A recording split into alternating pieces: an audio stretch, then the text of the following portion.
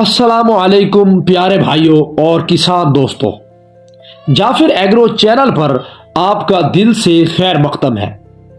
आज हम बात करेंगे कपास की सबसे खौफनाक और तबाहकुन बीमारी फ्यूजेरियम विल्ट के बारे में, जिसे हम कपास का झुलसाव या कपास का मुरझाना भी कहते हैं। ये बीमारी पाकिस्तान और हिंदुस्तान के मुख्तलिफ इलाकों में हर साल 40% तक पैदावार को खाक में मिला देती है। आज की इस वीडियो में हम समझेंगे कि ये बीमारी आती कैसे है, इसकी वजूहात क्या है और अमली तरीकों से ये कैसे काबू की जा सकती है। हमारे साथ वीडियो के आखिर तक जुड़े रहें और आने वाली वीडियो के लिए हमारे चैनल को सब्सक्राइब भी कर लें।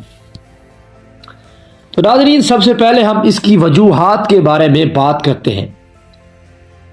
सबसे पहले हम समझेंगे कि यह बीमारी फंगस होती है जिसका साइंसी नाम फ्यूजेरियम ऑक्सीस्पोरम है।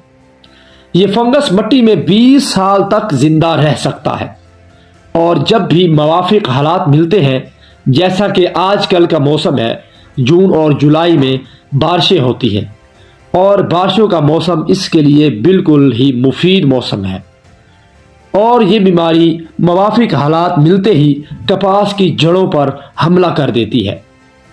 अब सवाल ये है कि ये बीमारी आपके खेत तक पहुंचती कैसे है। सबसे पहले आलूदा बीज का इस्तेमाल। अगर आपने ऐसा बीज लगाया जो पहले से इस फंगस से आलूदा था, तो ये बीमारी आपकी दूसरी फसलों को भी मुतासिर कर सकती है।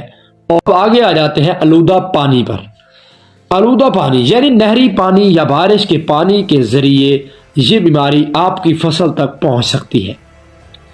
उसके अलावा ख़राब औजार का इस्तेमाल, यानी कि ट्रैक्टर या मशीनरी जो मुतासरा खेत से आई हो, वो भी आपके खेत में इस बीमारी को फैला सकती है। उसके अलावा गलत खाद का इस्तेमाल। जानवरों की खाद अगर गैर पकी हुई हो तो उसमें भी फंगस छुपा होता है। और अब अहम बात ये कि बीमारी गर्मियों में जून से अगस्त तक सबसे ज़्यादा हमला आवर होती है, क्योंकि इस दौरान टेम्परेचर 28 से 35 डिग्री सेंटीग्रेड होता है। अब बात कर लेते हैं इसकी अलामात पर। यह बीमारी पौधे को अंदर से खोखला कर देती है। पहले मरहले में आप देखेंगे कि कपास के निचले पत्ते ऊपर से पीला पड़ना शुरू हो गए हैं।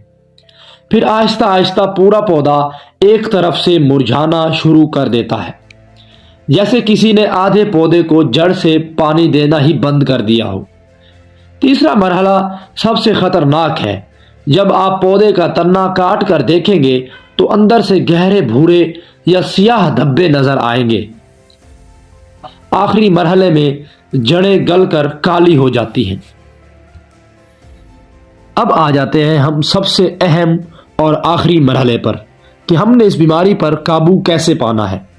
सबसे पहले हम करते हैं कल्चरल कंट्रोल, यानी कि सकाफती इंतज़ाम।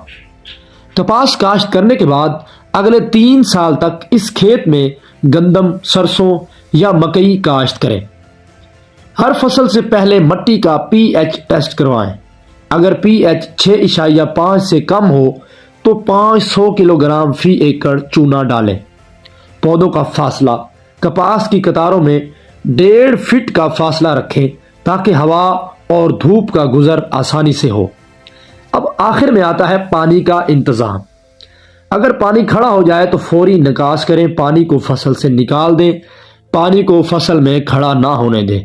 और अगर आपको बीमारी नज़र आ जाती है और बीमारी के शो होने के बाद बीमारी जब ज़्यादा बढ़ जाए फसल में, तो सबसे पहले आप यूरिया खाद का इस्तेमाल बंद कर देंगे और उसके बाद आप उसमें पानी बहुत ही मोतदिल, यानी कि ना ज़्यादा और ना ही कम लगाएंगे और ना पानी उसमें खड़ा होने देंगे।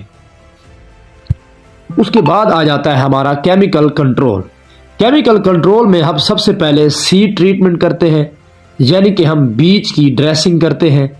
उसके लिए हम मुख्तलिफ केमिकल का इस्तेमाल करते हैं, जिसमें मेटालेक्सल, फ्लूरोडोक्सिनल और उसके अलावा क्लोथिनाडिन। इससे हम बीज की ड्रेसिंग करेंगे।